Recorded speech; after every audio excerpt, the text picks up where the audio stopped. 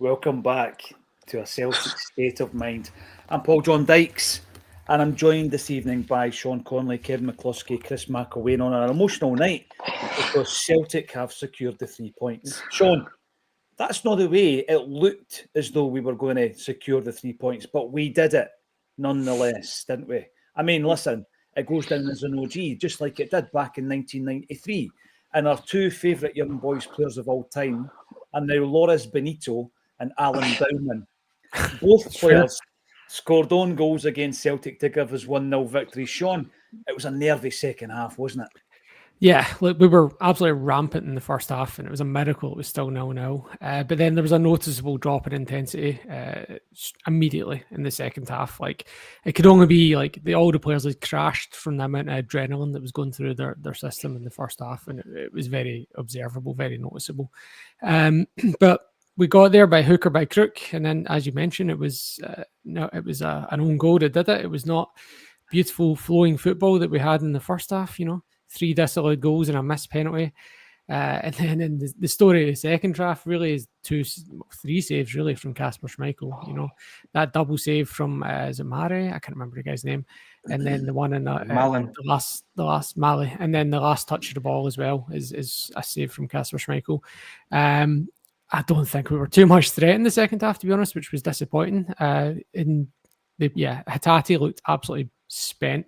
Like, I had about 66 minutes. I noted that Engels goes to do a press and Hatate's just strolling, just not even supporting. Like, he should be supporting the press there, and he doesn't. He's just strolling about, and that was pretty much the story for Hatate. He'd given up on running off the ball at that point, and I'm going mental. Like, why is Chris? Why is Rodgers not taking Hatate off? And then minutes to go, and then Hatate shows why he's not been taken off with that through ball. Great timing on the run by Ida. If you're being harsh, he probably should score, but that goalkeeper was saving everything tonight, and he pulled off a lot of good saves. The one at the near post from Hatate, the penalty, and then Ida looks like he's going to score, but again the keeper pulls off a good save, and it bounces off the captain and then goes into the net, and just relief is real feeling at that point. It didn't feel like a sensational win. Like, if we'd been 2-0 up at half time, we'd be on here waxing, celebrating, bouncing about, but it just feels like a relief, and we're into the last, if the maths that I have read is correct, that is now into the playoff round of the Champions League, and I guess that makes us officially a top 24 team in Europe. Listen, Sean, you're absolutely right. I think it's one of the ones where if you watch, and I do rewatch games back, Chris getting stuck into the Toblerone old school as well, the one that would actually take your front teeth out there once. And when you watch the game back, you will realise the level of dominance in that first half was frightening. The performance was brilliant. And it's disappointing that Kyogo, after having the ball in the net 3 times in the first half, doesn't get on the score sheet. But I want to focus a wee bit of my time, and we'll come back to Casper, by the way. All the posters you see all over billboards, Jesus saves. I want to change them all, to Casper, man. What's that?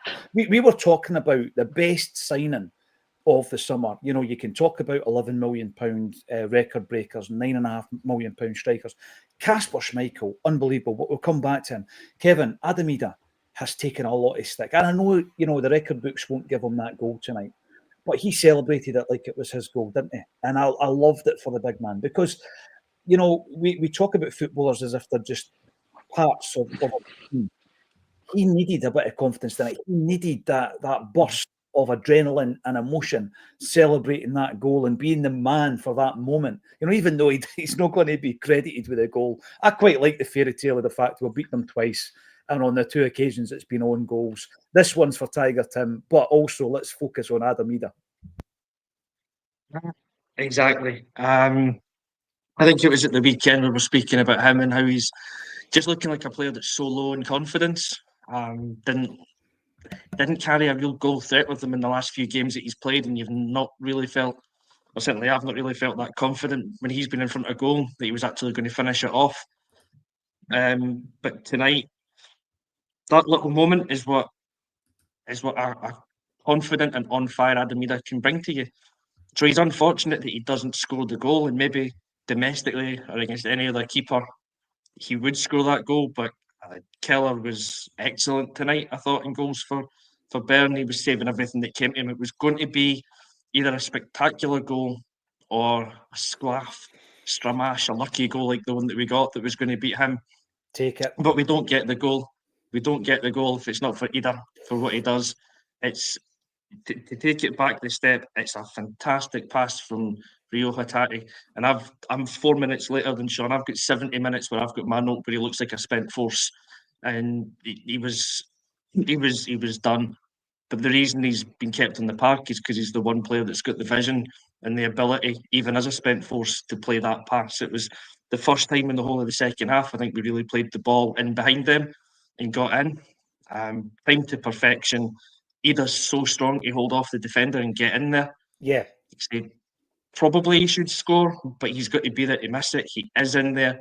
He forces the keeper into making a save, and then, like, I don't care how that ball goes in the back of the net as long as it goes in. It's very similar to the one that we got against them in '93, like you've referenced before.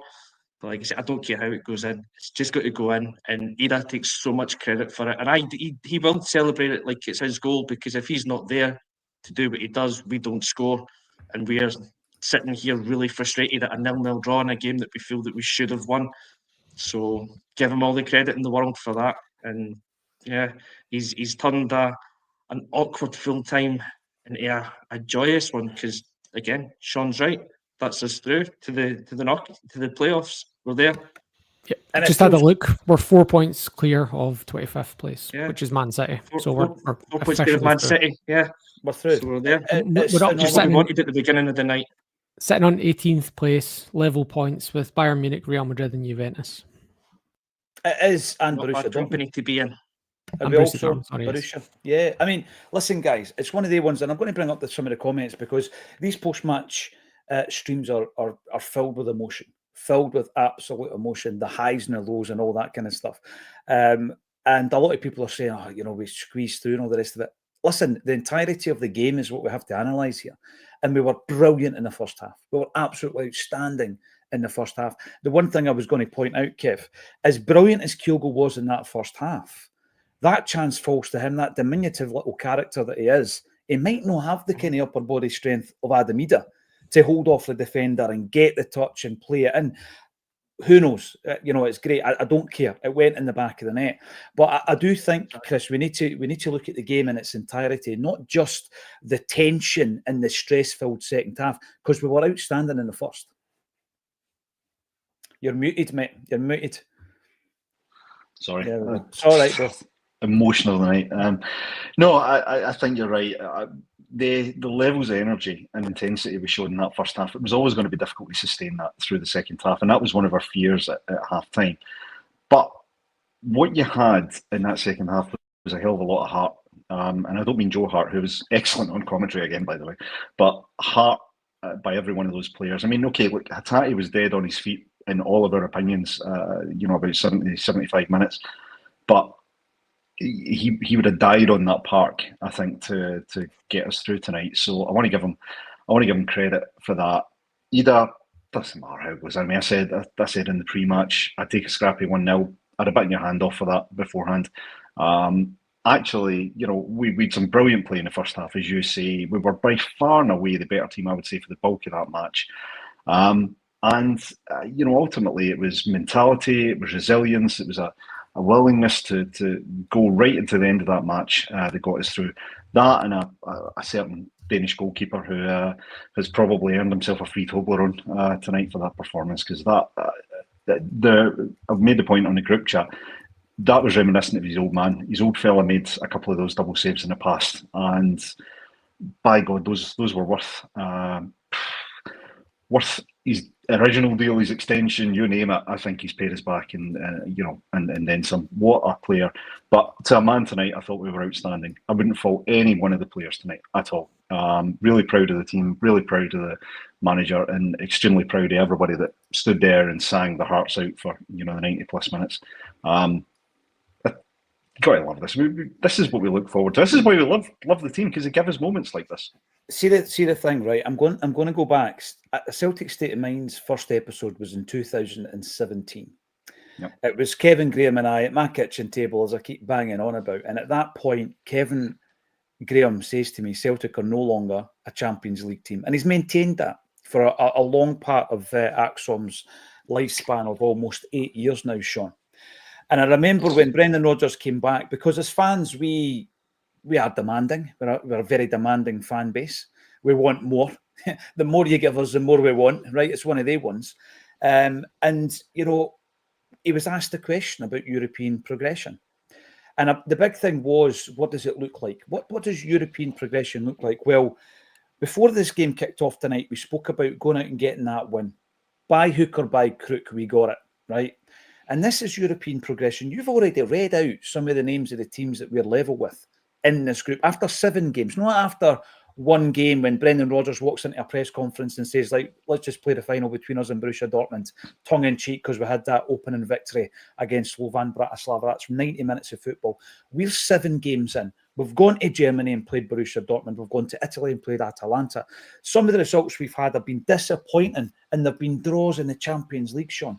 And we're sitting here now, we're sitting and we've won 3 games, drawn 3 games, lost a single game against the aforementioned Borussia, who, by the way, are only above us on goal difference now. Strangely enough, 7 goals. And then the other teams are Bayern Munich, Real Madrid, Juventus. These are the teams that, as a Celtic fan, you can dream about rubbing shoulders with. That's European progression, is it not? Yeah, played 7 games and we've lost 1, so that's got to be good. I think we're on is this our longest European run without a loss since I don't know how long, because it was the record matched quite a long time record since maybe the 80s when we went 4 games. That's right, yeah. Now we're on 5 games, so it's, I don't know how far back that goes. Maybe it's the 60s, 70s at that point. So it really is quite the run, and it's hard to. There'll be a lot of noise like, you couldn't beat Brugge, couldn't beat Zagreb, but you can't underestimate these teams. They're here. They've been here every year, especially Brugge. You know, like they're playing Man City next week. I wouldn't be surprised if Brugge take points off Man City. I took a point or 3 off Man City. Because Man City are sitting in 25th spot. They need a win next week to qualify. They can't even get in with a draw. So they need to beat Brugge next week. And would you bet on them? Probably not. So that's what the Champions League is. That's what it's at, you know. We were disappointed after the Brugge and Zagreb games, and tonight we're relieved, and so I can't really argue. That's 3 wins, 3 draws, and a loss. That's got to be, that's a great metric, a great measure, no matter which teams you're playing. And it's one of the ones as well. And it was the same actually with his predecessor, Ange Postecoglou. I love listening to these guys after the game. And I asked myself the question, did he see it the way we've seen it? Because we're analysing the game as best as we can. And I seen a team who, I think Rio was a great example of this, Sean, you mentioned it, in the second half, Kev, who in many ways were almost spent because of the exertions of that first half performance. And if you could do that for 90 minutes, then that takes you to another level entirely in Europe as well, because we were dismantling that team almost at will in the first half. Penalty miss, 3 goals chopped off. We're not arguing about any of that, by the way. You know, they were chopped off legitimately. But it showed that we were able to cut through this side. And people will go back and say, this is a young boys team that's not got a single point on the board, etc., etc. But it's not a one-off. We're here on merit. We've already had a look at the league placings. Let's have a look at some of the results tonight as well. Arsenal beat Dynamo Zagreb 3-0. AC Milan beat Girona 1-0. Earlier on, Shakhtar Donetsk beat Brest 2-0, and Leipzig beat Sporting Lisbon 2-1. Celtic, of course, beat Young Boys 1-0 again. Feyenoord 3-0 against Bayern Munich. PSG 4-2 against Man City. Real Madrid 5-1 against Red Bull Salzburg. Sparta Prague 0, Inter Milan 1. And you're looking at the league table, and it's all the big hitters. And this is the table that we want to dine at, Kev, right? And we're going into this playoff now. Aston Villa obviously will be really pushing us, in the next fixture, because they want to get in the top 8, of course. They don't want to go into a playoff situation. So they'll be going out all out for a win. And anybody that's going down to Birmingham, what an away day that's going to be, by the way, right? That's going to be astonishing. And who knows, we might even sneak a little draw down there as well. Who knows what's going to happen. But this is where we want to be, Kev. So lap it up. This is my message to anybody watching tonight, anybody who's maybe feeling as though we let ourselves down in the second half. Listen, lap it up. We've done the hard work in the first half, I think. Yes, absolutely. And to go back to like the original one to Sean, there is this progression in Europe? Of course it is. Of course it is. Not just because we're making it to our playoffs, but I think it's the way that we've done it, the manner that we've done it. We've when in the old Champions League format of the 4 teams in a group, we've had groups that you've looked at the start and you've been rubbing your hands going, this is the one where we'll make it through to the knockouts, or this is the one where we'll finish third, and every time we've finished fourth. And it's been the games against the weaker team or the perceived weaker teams in the group that have always let us down. We've never picked up the points in those games. And then we've got this draw where potentially we've got quite a few of those kind of weaker, so-called weaker teams in it. But this time we've stepped up and we've done it. Like, when was the last time we put a Slovan Bratislava type team to the sword? We've never done it for years. We did it at the start of this tournament. Dortmund was a learning experience, and I think the biggest thing we took from that afterwards was, right, we need to lick our wounds and learn from it straight away. And we had Atalanta in the next game, and we were defensively sound and solid. So I think from every single game throughout this tournament, we have made progression to the point where Club Brugge and Zagreb draws are seen as bad results.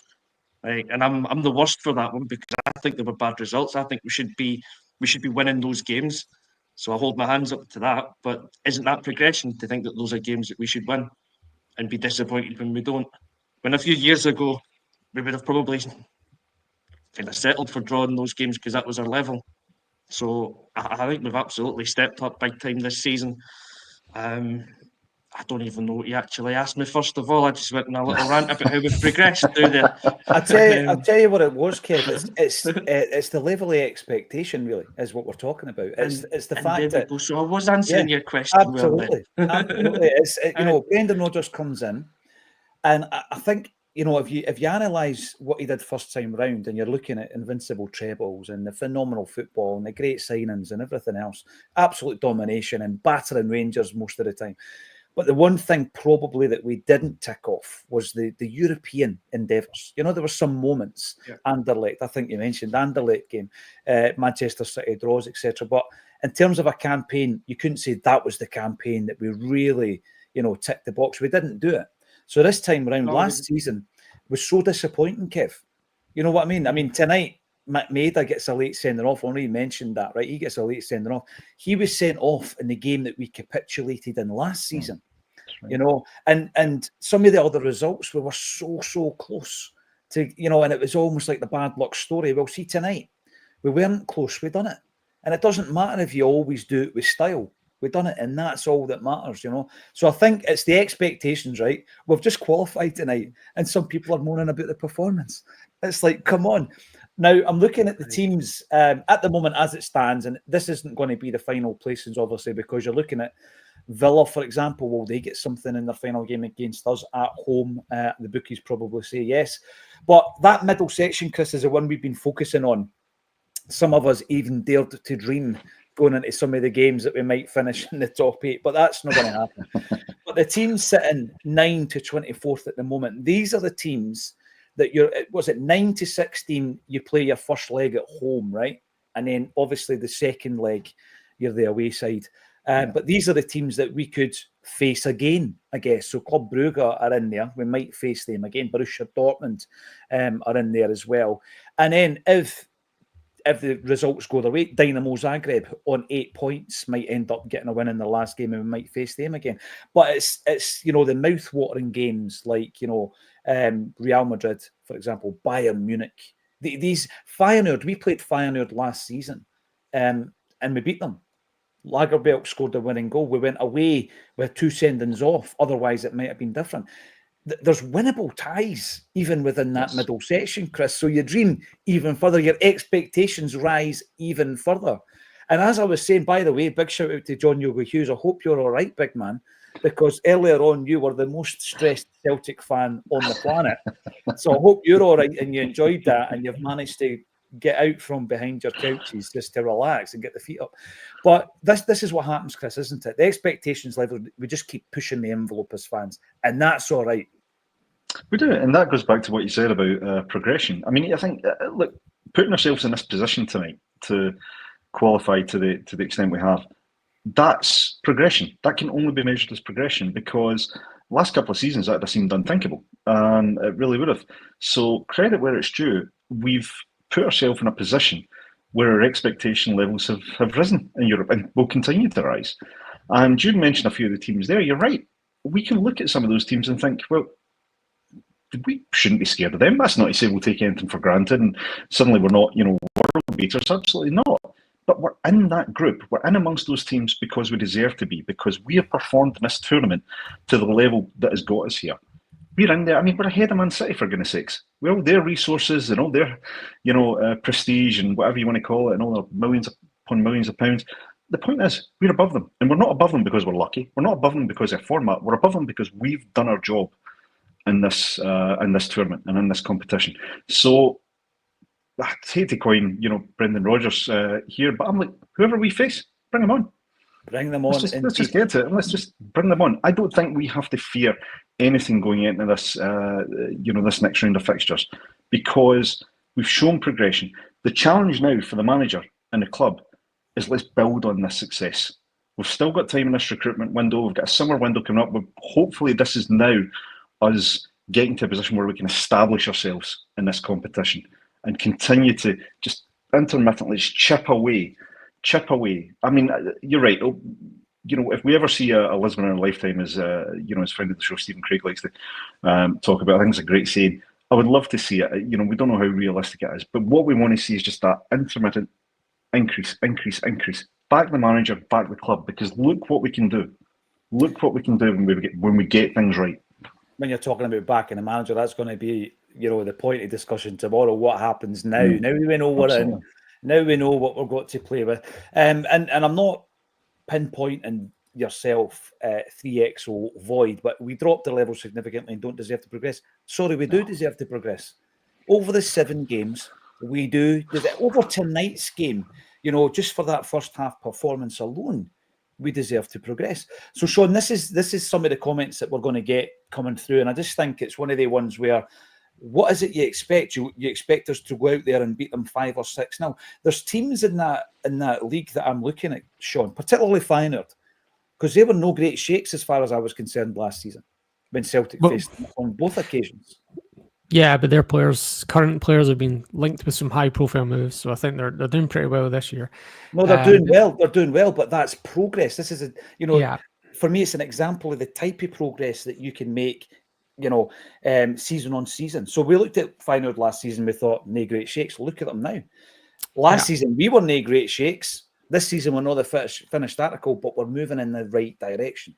Yeah, and that's what this is proof of concept that if you spend £11 million and £9 million on players, that you're going to do better than if you spend 2, 3, 4, 5 million on 10 different players that are, and maybe one of them cuts the grade. When we beat Feyenoord 2-1 last year, it was a Gustav Lagerbielke header in late on in the game. Where is he now? Yeah, and here's further context. Since 2013, or since since the start of the 2013 season, we have won, before this campaign, so 2013 to 2023, we won 3 Champions League games, which is the same we've won this season. So we beat Ajax 2-1 in 2013. We beat Anderlecht 3-0 away, and whatever that was, 2017. And then we beat Feyenoord last year with a late winner. And that was the third, that was a decade between home wins in the Champions League between Ajax and Feyenoord games. So the only win in between those two was the Anderlecht away. So that's kind of where we've been for the last 10 years. So this year, you can say what you want about performances. You can say what you want about formats. You can say what you want about easier draws. Well, we've won the same number of games in this campaign as we had won in the previous 10 combined. So that's outrageous. That's where we are. That's outrageous, Sean. That is outrageous when you look at it like that. And so when we're talking progress, this is it. We are watching it in live, Technicolor. Pinball, you're in. What a pass, Mr. Hatate. Forever a superstar. We didn't know if it was going to be famine or feast, sugar or you know what. And tonight we got all the good stuff from Rio.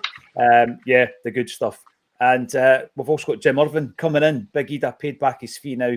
I think we only got 8.5 for the night, Jim. So he's still got $1 million to pay back. Patrick, Harold thoroughly deserved that. A tough night. They were desperate to get at least a point. Come on, up the good guys. They were, throwing up their goalie and all the rest of it at the end, which was something that Peter Schmeichel used to enjoy doing as well. As Stephen Broadley, Rio was man of the match. Let's talk a wee bit about Casper then, because seriously, we have been, other than that tiny little blip of the guy that wore the purple Celtic jersey, Vasilis Barkas, we have been spoilt for goalies for some time now, Kevin. And Casper is the current one in a long line that you could probably trace back to Arthur Boric. Arthur Boric going right through to Fraser Foster and Craig Gordon, Joe Hart. And we've got this guy who's come in and going into tonight's game, his record was 34 games, 20 shutouts. It's now 35-21. It's an astonishing record. Just penned a new deal earlier on today. He goes out there and as Sean quite rightly pointed out, that double save particularly, and then the one at the death, 95 minutes, where your heart drops and he saves it, cool as a cucumber. But what a signing, but what a performance tonight. And the defence, they dealt with everything that was thrown at them. Yeah. It was, this is why we've brought Casper Schmeichel to the club, because he's a top-class goalkeeper. You don't get to play 111 games or whatever it is for Denmark as a national team goalkeeper if you're not a good keeper.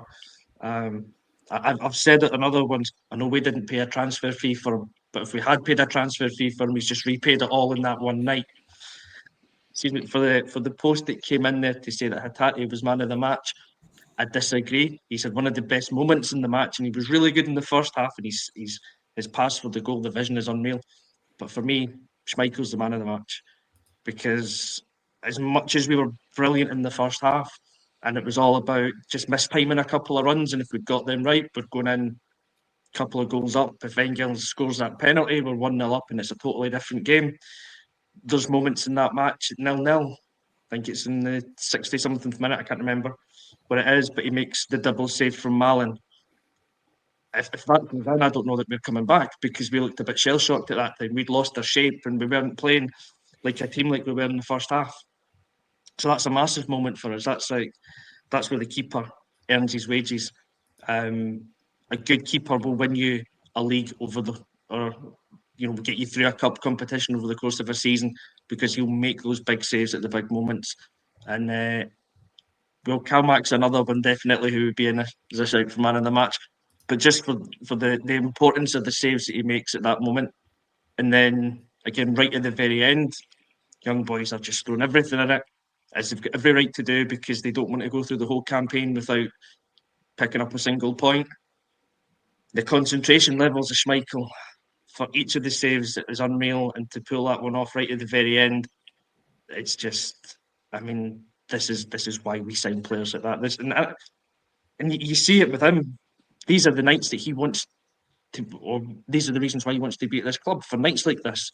And Joe Hart was talking about it throughout the whole game. Like, you elevate yourself by playing for a club like Celtic in front of this support on nights like this.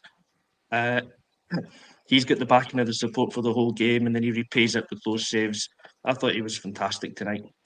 Kev, are you missing something here, though? I think the manager's pulled a masterstroke tonight. He's put Bain on the bench. Casper surely looking over his shoulder, thinking, I need to up my game here. Bain's on the bench. That's what it is. I think that's he's what it got is. Bain sitting there. Did you see UEFA gave man of the match to the young boys goalkeeper?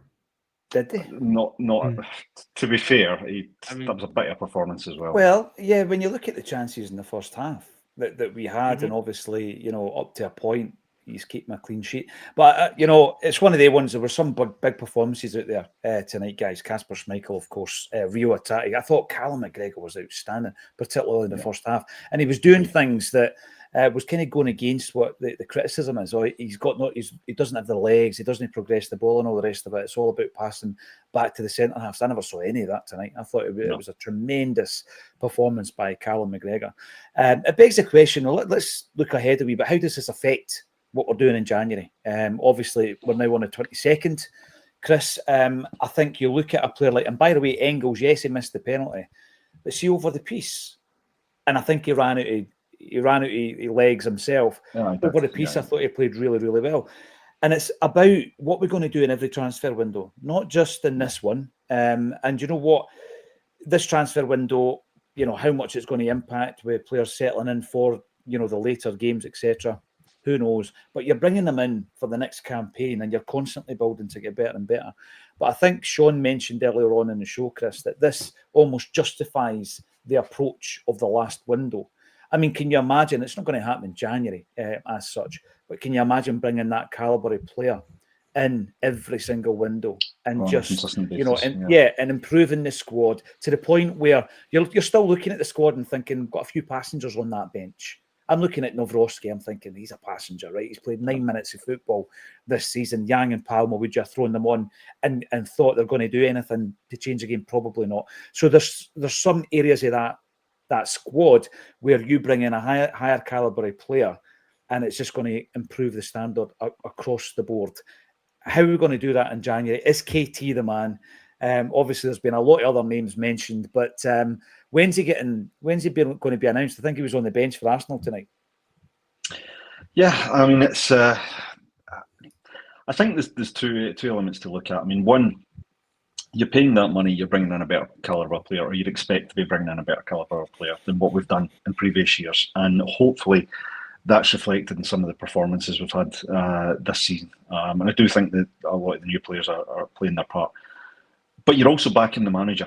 You're also showing an element of trust and faith in the manager. And we remember Brendan Rodgers' first tenure when he certainly seemed like he was expressing openly frustration about the signings, about the problems with recruitment, maybe not getting the targets he wanted. John McGinn's one that always gets leveraged, but I think there was a few others. So you're looking for that to continue. In the immediate term, how much can we get in January to make a substantive difference to this season? I mean, we're dominating domestically. Performances are going to pick up again. I think there's no doubt about that.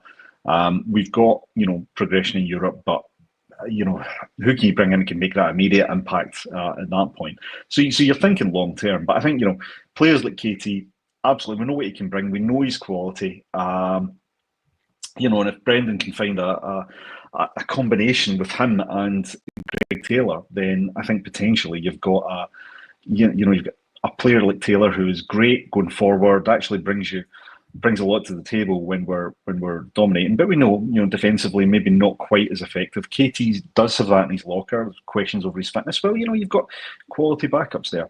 I think the sending off of Maeda tonight highlights one of the problems we've got. If we lose one of those players where we don't have depth, and we'll lose Maeda for a game now, I think at least one game, who do we bring in at this point, given who we've got at the club at the moment? We're talking about moving Kyogo out there, for example, to cover that loss. Now, that's a decent option, but it shouldn't be the first option we have to go to. We should have quality and depth in these key positions. And our wingers are key players. They are. That's a key position for us in the way we play. So we can't have these single points of failure on the wing. And I mean that in terms of injury, suspension, fatigue. We need to have cover in these areas. But all over the park, we should be looking at our players and saying, okay, bring in competition. Allow these players to elevate. Have the Scott Bain effect on Casper tonight. Get a quality. Did you notice that Kuhn and Kyogo actually swapped for about 5-10 minutes in the second half as well, and Kyogo went out wide. So no, you're right. That's for me. That's the obvious area. Yeah, there's merit in doing that. But I think what you want is a manager to have good, strong, reliable options that he can trust and that prove that his trust is in the right place. So. Look, it's not necessarily all about money. It's about good scouting. It's about smart recruitment. It's about maintaining our model of, generating further revenue down the line, a la Matt O'Reilly, for example, but maximising the benefit we can get on the park at the same time. And I think, what we showed elements of this season with recruitment is elements of both. We've brought in players who've come in and made a meaningful difference, but we've also got players that potentially will up their value and maybe go on and help the club sustain their strong financial position. One should never come at the expense of the other for me. It's about making sure we've got what we need on the park. And if we do have the opportunity to sell a player on for good money, make sure we're bringing someone in of equivalent or possibly even better quality. Yeah, without a doubt. John Clements makes a good point. 3 games a week for several weeks. And it told in the second half against a team that have just had 3 weeks rest. Brilliant result. God bless Celtic. James almost forgot an added time their goalkeeper taking a foul throw. That doesn't happen very often, Sean. How often do you penalise somebody for taking a foul throw in this day and age? Not very often. Well, at amateur level, I'd say there's a few more. But yeah, there's actually a lot. A lot of people call for them when they're not. It's very rare in a professional game. I put it that way. I don't remember the last time I seen one at the pros. That was poor. He's taking throw-ins, he's saving shots, he's up for corners, and he gets man of the match. Being the bastard, are we through to the playoffs? Yes, we are.